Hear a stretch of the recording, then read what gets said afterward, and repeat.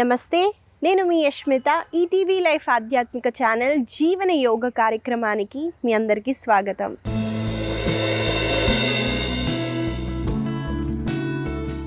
ఎలా ఉన్నారండి మీరంతా? నేనైతే చాలా బాగున్నాను. మీరందరూ కూడా బాగుంటారు, ఎందుకంటే మీరందరూ జీవన యోగాని అలవాటు చేసేసుకున్నారు కాబట్టి. ఇవాళ మన సాధన మొదలు పెడదామండి.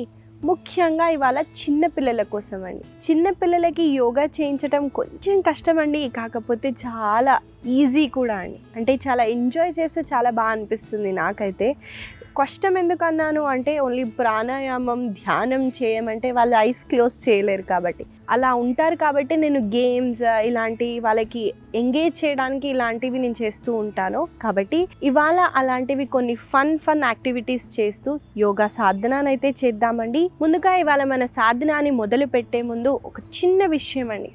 చిన్నపిల్లలకి మనము ఏదైతే చూపిస్తామో అదే నేర్చుకుంటారు, ఏదైతే చెప్తామో అది అస్సలు పాటించరండి. మనం ఏం చేస్తే అదే వాళ్ళు చేస్తారు. కాబట్టి మన ప్రవర్తన, ముఖ్యంగా కోపంగా ఉన్నప్పుడు ఎలా హ్యాండిల్ చేస్తున్నాము, బాధ ఉన్నప్పుడు మనం ఎలా హ్యాండిల్ చేస్తున్నాము, ఈ రెండు విషయాలు మాత్రం చాలా కంపల్సరీగా మనము దృష్టిలో పెట్టుకోవాలండి. మనం ఎలా ఇతరులతో చూపిస్తున్నామో అదే పిల్లలు ఫాలో అవుతారు. కాబట్టి దీన్ని మార్చుకోండి.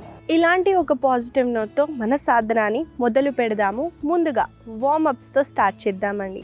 నేను స్టాండింగ్ పొజిషన్లో ఉన్నాను కాబట్టి వాళ్ళ స్టాండింగ్ వార్మప్స్తో అయితే చేపిస్తున్నాను. చూడండి, కుడి కాళ్ళని ముందుకి స్ట్రెచ్ చేయండి, మళ్ళీ ఫోల్డ్ చేయండి.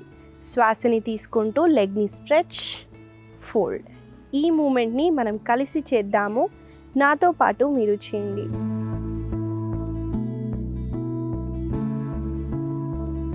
బ్యాలెన్స్ చేయటం కష్టమైపోతుంది, కాకపోతే బ్యాలెన్స్ చేయటానికి ట్రై చేయండి, లేదా గోడకి దగ్గరగా వెళ్ళి చేయండి. పిల్లలకైతే మంచి గేమ్లా ఉంటుందండి ఈ ప్రాక్టీస్. మెల్లగా ఈసారి ఎడమ కాళ్ళతో చేద్దాం.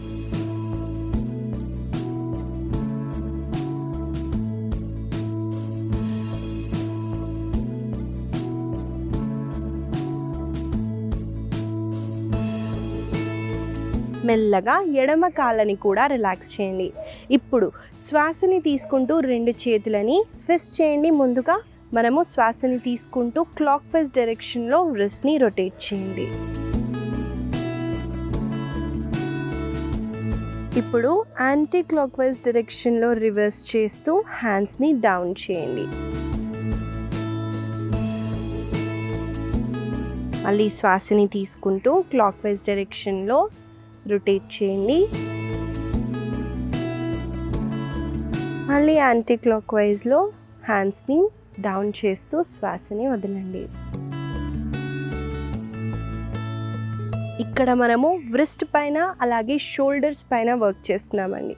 రెండు మూమెంట్స్ ఒకటే దగ్గర అవుతుంది, దాన్ని అబ్జర్వ్ చేస్తూ చేయండి. మెల్లగా హ్యాండ్స్ని రిలాక్స్ చేయండి. నెక్స్ట్ మనము నెక్ మూమెంట్ అయితే చేస్తున్నాము. శ్వాసని తీసుకుంటూ సెంటర్లో, శ్వాసని వదిలేటప్పుడు కుడి చెవిని కుడి భుజానికి ఆనించడానికి ట్రై చేయండి. కావాలంటే కుడి చేతి సపోర్ట్ తీసుకొని పుష్ చేయండి. మళ్ళీ శ్వాసని తీసుకుంటూ సెంటర్కి వచ్చేసి ఈసారి శ్వాసని వదులుతూ ఎడమ వైపున బెండ్. ఇక్కడ మనకి మంచి స్ట్రెచ్ ఉంటుంది, దాన్ని అబ్జర్వ్ చేస్తూ కంటిన్యూ చేయండి.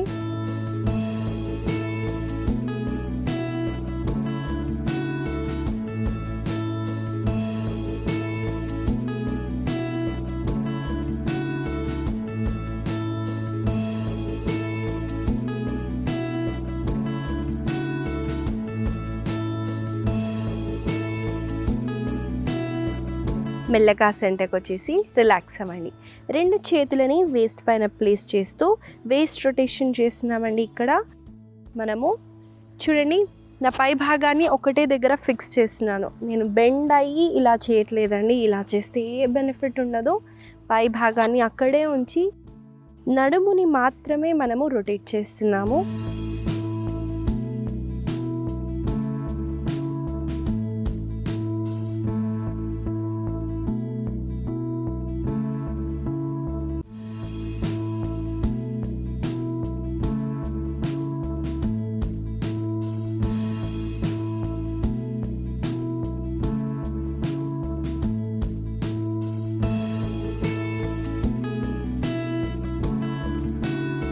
మెల్లగా రిలాక్స్ అవ్వండి. నేను ఇక్కడ clock wise anti clock wise 2 డైరెక్షన్స్లో చేశాను. మీరు అంతే ప్రాక్టీస్ చేయండి.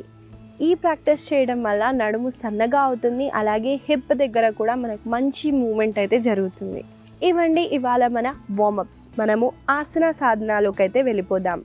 మొదటిగా మనం చేయబోయే ఆసన పేరు గరుడాసన.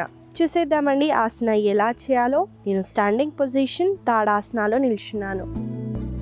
ఇప్పుడు ఇక్కడ శ్వాసని తీసుకుంటూ శ్వాసని వదిలేటప్పుడు 2 కాళ్ళ దగ్గర నుంచి ఫోల్డ్ చేయండి. ఫోల్డ్ చేసిన తర్వాత కుడి కాళ్ళని పైకెత్తుతూ ఎడమ కాళ్ళని వ్రాప్ చేయండి. హ్యాండ్స్ని స్ట్రెచ్ చేస్తూ ఈగల్ ఎలా ఫ్లై చేస్తుందో అలా హ్యాండ్స్తో ఫ్లై అవ్వడానికి ట్రై చేయండి. జోక్ చేశారండి. కుడి చేతిని ముందు పెడుతూ ఎడమ చేతితో వ్రాప్ చేయండి. మెల్లగా హ్యాండ్స్ని ఆ తర్వాత లెగ్స్ని రిలాక్స్ చేయొచ్చు. ఇదండి గరుడాసన. గరుడ అంటే ఈగల్ పోజ్ అండి. ఇవాళ అన్ని యానిమల్ ఫ్లో ఆసనాలను అయితే చేస్తున్నాను. గరుడాసన మనం 1 లెగ్ మీద ప్లేస్ చేస్తూ ఇంకో లెగ్తో బ్యాలెన్స్ చేస్తున్నాం కాబట్టి ఇది ఒక బ్యాలెన్సింగ్ ఆసన అండి. దీనివల్ల ఫోకస్ కాన్సన్ట్రేషన్ అన్నది బాగా పెరుగుతుంది. పిల్లలని షార్ప్గా చేయడానికి, వాళ్ళ మైండ్ని షార్ప్ చేయడానికి ఈ ఆసన చాలా బెనిఫిట్గా ఉంటుంది. అలాగే మన లెగ్స్ని స్ట్రెంగ్తెన్ చేయడానికి, మన హ్యాండ్స్లో ఫ్లెక్సిబిలిటీ తేయడానికి కూడా ఈ ఆసన చాలా బెనిఫిట్గా ఉంటుంది. కాబట్టి కలిసి మనం ఈ ఆసనాన్ని కొన్నిసార్లు చేద్దాము. నాతో పాటు మీరు చేయండి. గుర్తు పెట్టుకొని 2 వైపులా చేయండి.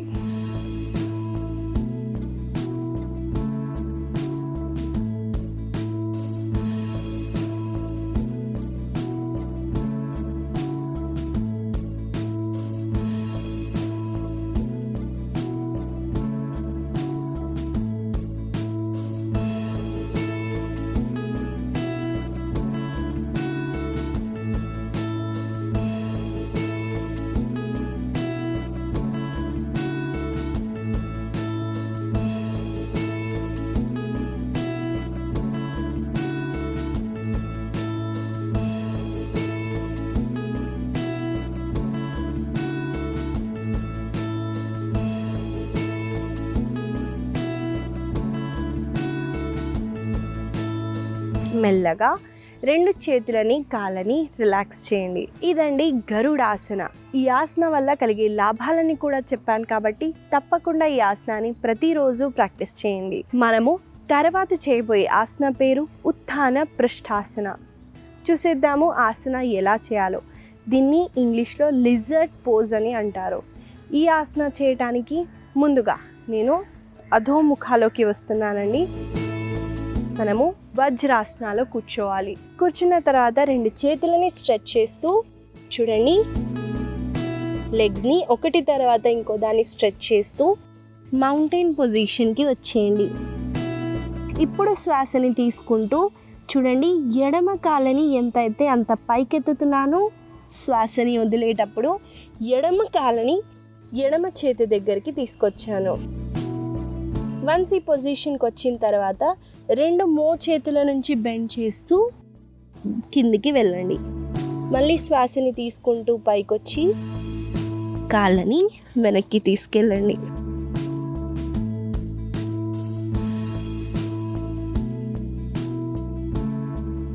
చూడండి, శ్వాసని తీసుకుంటూ కాళ్ళని పైకి, శ్వాసని వదిలేటప్పుడు ముందుకి తీసుకొని రండి.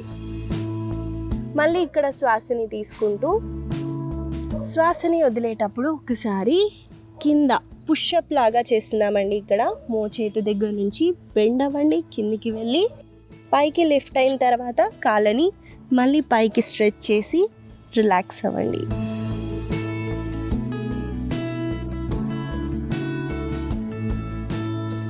ఇదండి ఉత్థాన పృష్ఠాసన. ఇక్కడ మనము లెగ్ని లిఫ్ట్ చేసినప్పుడు హిప్ దగ్గర మంచి ఓపెనింగ్ జరుగుతుందండి.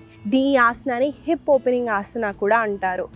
మన లెగ్స్ని స్ట్రెంగ్తెన్ చేయడానికి, అలాగే హ్యాండ్ స్ట్రెంగ్త్ కూడా బాగా పెరుగుతుందండి. మనం లెగ్ని లిఫ్ట్ చేసి మళ్ళీ రిపిటేషన్గా చేసినప్పుడు, పుషప్ చేసినప్పుడు హ్యాండ్స్ కూడా బాగా బలంగా అవుతాయి. కాబట్టి పిల్లలకి, స్విమ్మింగ్ ఎక్కువగా చేసేవాళ్ళు లేదా ఫుట్బాల్ ఆడే వాళ్ళకి ఈ స్ట్రెచ్ చాలా బెనిఫిట్గా ఉంటుందండి. తప్పకుండా ట్రై చేయండి. ఈ ఆసనాన్ని మనం కలిసి కొన్నిసార్లు అయితే చేద్దాము. నాతో పాటు మీరు చేయండి.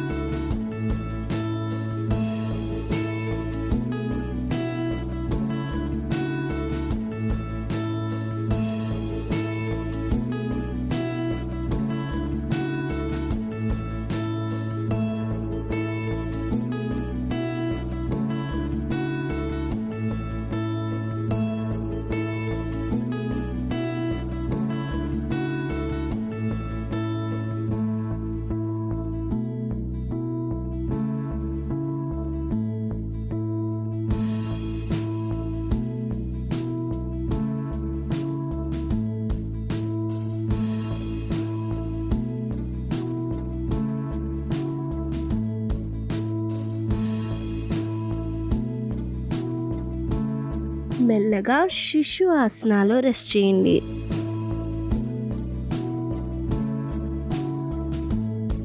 శ్వాసని తీసుకుంటూ మెల్లగా పైకి లిఫ్ట్ అవుతూ సుఖాసనాలో రెస్ట్ చేయండి. ఇదండి ఉత్థాన పృష్ఠాసన. ఈ ఆసన వల్ల కలిగే లాభాలని కూడా చెప్పాను కాబట్టి తప్పకుండా ఈ ఆసనాన్ని ప్రతిరోజు ప్రాక్టీస్ చేయండి. మనము తర్వాత చేయబోయే ఆసన పేరు కూర్మాసన. దీన్ని ఇంగ్లీష్లో టార్టాయిస్ పోజ్ కూడా అంటారండి. చూసేద్దాము ఆసన ఎలా చేయాలో. ఈ ఆసన చేయటానికి ముందుగా మనము దండాసనాలో లెగ్స్ని స్ట్రెచ్ చేయాలి. చేసిన తర్వాత ఫోల్డ్ చేయండి. చూడండి, లెగ్స్ని ఈ రకంగా మనము స్ట్రెచ్ చేసాము. 2 మోకాలు మాత్రం పైకి పాయింట్ చేసేలాగా పెట్టానండి. ఇప్పుడు కొంచెం డిస్టెన్స్ ఎక్కువగా ఉండాలండి. ఇలా ఉందనుకోండి మనం బెండ్ అవ్వలేము, కాబట్టి లెగ్స్ని కొంచెం సెపరేట్ చేస్తున్నాం. ఎంత సెపరేట్ చేయాలంటే ఒకసారి బెండ్ అవ్వడానికి ట్రై చేయండి, ఈజీగా ఉండాలి. ఇప్పుడు 2 చేతులని మనము కాళ్ళ మధ్యలోకి తీసుకెళ్తున్నాం. ఇక్కడ శ్వాసని తీసుకుంటూ శ్వాసని వదిలేటప్పుడు 2 లెగ్స్ని ఇలా స్లైడ్ చేయండి. అలాగే ముందు వైపున బెండ్ అవ్వండి.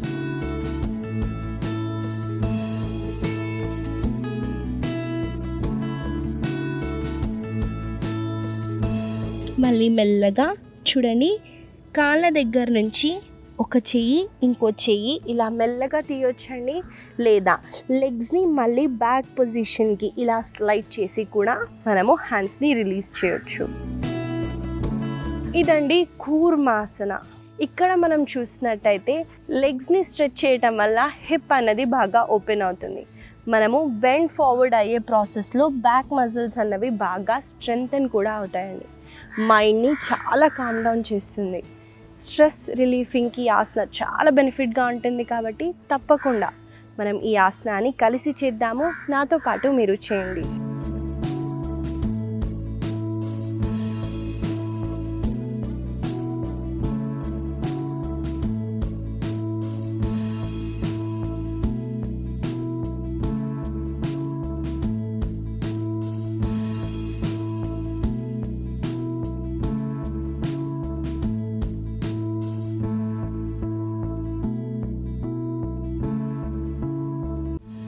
మెల్లగా 2 లెగ్స్ని దగ్గరికి తీసుకొచ్చి రిలాక్స్ అవ్వచ్చు. ఈ ఆసనాలో ఎంత అయితే అంతసేపు హోల్డ్ చేయడానికి ట్రై చేయండి. హోల్డ్ చేసిన తర్వాత ఎక్కడ మనకి మంచి స్ట్రెచ్ ఉందో దాన్ని అబ్జర్వ్ చేయడానికి ట్రై చేయండి. ఇదండి కూర్మాసన. ఈ ఆసన వల్ల కలిగే లాభాలని కూడా చెప్పాను కాబట్టి తప్పకుండా ఈ ఆసనాన్ని ప్రతిరోజు ప్రాక్టీస్ చేయండి. మనము తర్వాత చేయబోయే ఆసన పేరు ఉస్ట్రాసన. ఈ ఆసన స్ట్రెంథెనింగ్ ఆసన అండి. మన బ్యాక్ మజిల్స్ని స్ట్రెంథెన్ చేయడానికి, అలాగే పిల్లల్లో కాన్ఫిడెన్స్ని పెంచడానికి, అంటే ఏ విషయంలో అయినా కాన్ఫిడెంట్గా ఉండటం చాలా అవసరం అండి. బాడీ లాంగ్వేజ్లోనే చాలామందికి తెలిసిపోతుంది. మనము కాన్ఫిడెంట్గా ఉన్నాము అంటే బాడీ లాంగ్వేజ్లో తెలిసిపోతుంది. కాబట్టి కాన్ఫిడెన్స్ ప్రతి విషయంలో ఉండాలండి. చిన్నపిల్లల నుంచి మనకు అది కాన్ఫిడెన్స్ని పెంచే ఆసనాలు చేయటం వల్ల వాళ్ళ పర్సనాలిటీ అనేది బాగా డెవలప్ అవుతుంది. చూసేద్దాము ఆసన ఎలా చేయాలో. ఈ ఆసన చేయటానికి నేను ఒక వైపున తిరుగుతూ మోకాల పైకి వస్తున్నాను. చూడండి, లెగ్స్ని ఫోల్డ్ చేశాను, ఆ తర్వాత మోకాల పైకి వచ్చాను. వన్స్ ఈ పొజిషన్లోకి వచ్చిన తర్వాత శ్వాసని తీసుకుంటూ ఎడమ చేతిని పైకెత్తుతున్నాను. తర్వాత ఎడమ కాళ్ళని హోల్డ్ చేయండి. ఇక్కడ మనకి ఇది డిఫికల్ట్గా ఉంటే టచ్ చేసినా పర్లేదండి, ఈజీగా హోల్డ్ చేయొచ్చు. ఆ తర్వాత కుడి చేతిని కూడా మనము కుడి కాళ్ళని హోల్డ్ చేస్తూ ఇలా ఆర్చ్ బ్యాక్ చేస్తాం. మీకు ఇది ఈజీగా ఉంటే కాళ్ళని రిలాక్స్ చేసి చేయండి.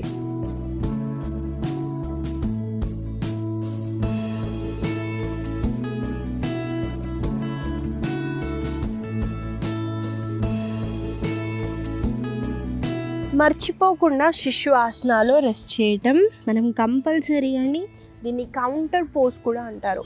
మనం ఎక్స్ట్రీమ్గా బ్యాక్ బెండింగ్ చేసిన తర్వాత వెన్నుముక్కని రిలాక్స్ చేయడానికి ఈ ఆసన చేస్తున్నాం. ఈ ఆసనాలో ముఖ్యంగా మనము ఆర్చ్ బ్యాక్ చేసినప్పుడు చూడండి, ఈ పోస్చర్లో ఉంటే ఏ బెనిఫిట్స్ ఉండవండి. మన వేస్ట్ని అంటే మనము ఇలా ముందుకి స్ట్రెచ్ చేసి నెక్ని రిలాక్స్ చేయండి.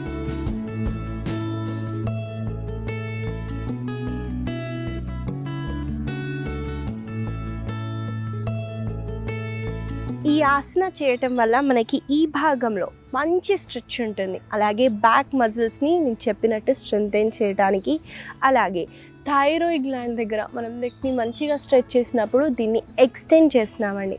నెక్ని ఎక్స్టెండ్ చేసినా ఫ్లెక్స్ చేసినా మనకి థైరాయిడ్ గ్లాండ్ మీద పడుతుంది. కాబట్టి థైరాయిడ్ ఇష్యూస్ ఉన్న వాళ్ళకి చాలా బెనిఫిట్గా ఉంటుంది. మనము ఈ ఆసనాన్ని కలిసి కొన్నిసార్లు చేద్దాము. నాతో పాటు మీరు చేయండి.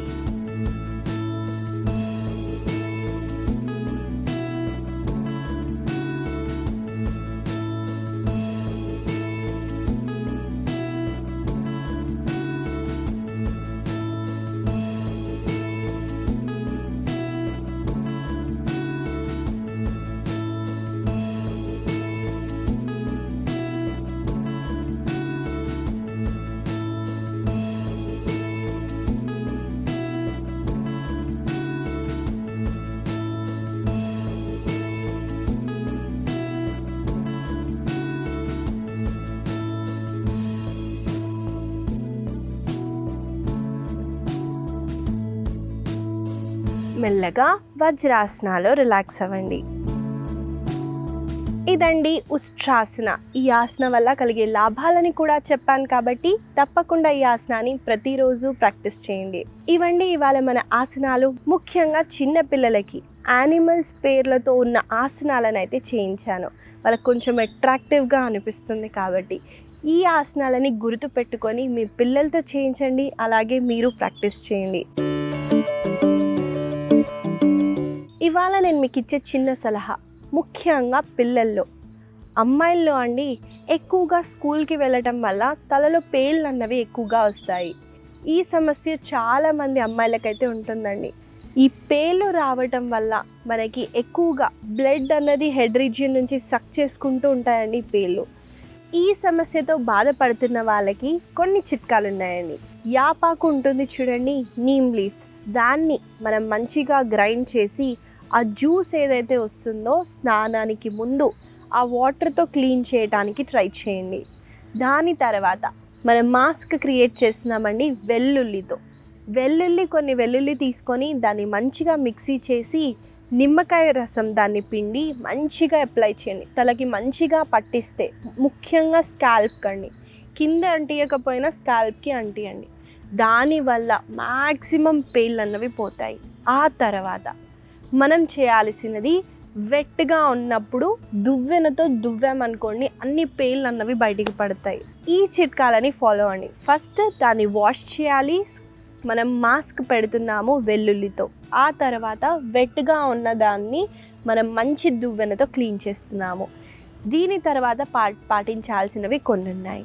పేర్లు ఎక్కువగా ఉంటే వాష్ అన్నది రెగ్యులర్గా చేయాలి. అలాగే ఇతరుల కోంబులు వాడటం, అంటే మన హెయిర్ యాక్సెసరీస్ కానివ్వండి, రబ్బర్ బ్యాండ్ కానివ్వండి, మనం పెట్టేవన్నీ ఇవి వేరే వాళ్ళవి వాడకుండా చూసుకోండి. దానివల్ల మనకి పేర్ల సమస్య ఉండదు.